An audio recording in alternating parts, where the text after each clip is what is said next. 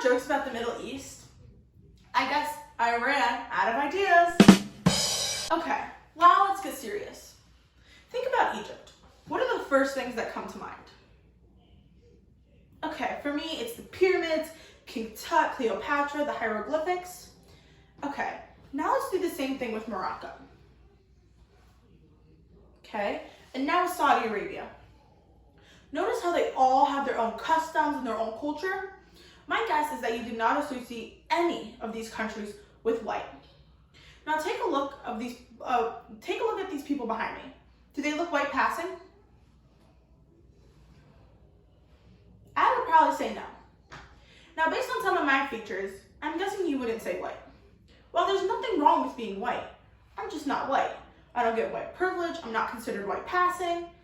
So therefore, I believe that Middle Eastern and North African should be an option on the US Census, which include, but are not limited to, the following countries: Lebanon, Libya, Morocco, Oman, Palestine, Saudi Arabia, Syria, Tunisia, Turkey, Qatar, Israel, Jordan, Kuwait, the United Arab Emirates, Yemen, Algeria, Bahrain, Egypt, Iran, and Iraq. Now let me tell you a little bit about myself.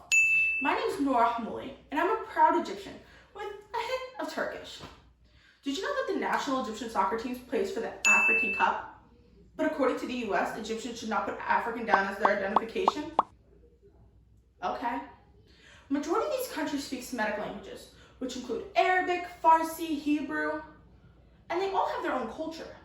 Did you know that roughly 3.7 million people of Southwest Asian, Middle Eastern, or North African descent live in the United States? But on the US Census, white includes German, Irish, English, Italian, Lebanese, and Egyptian. But I'm not white.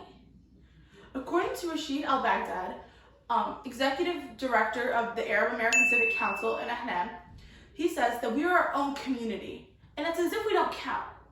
And by this he means it's as if we don't count if we don't have our own representation and our own identification.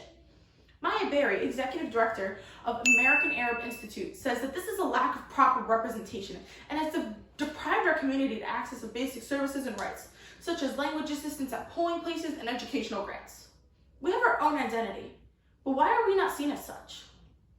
There are many people in our community who identify as white, who identify as black and brown and everything in between, and I think that's the point. It allows us to identify with what we want to identify, Maya Berry continues to say. According to Wasim Hassan, a Dartmouth student, he says that as a Muslim and Egyptian American with darker skin, he aligns better with black identity, more so than white. So why is he not given the freedom to do what he wants? Therefore, as said before, I believe that MENA, Middle Eastern and North African, should be an option on the US Census. It gives us a sense of identification.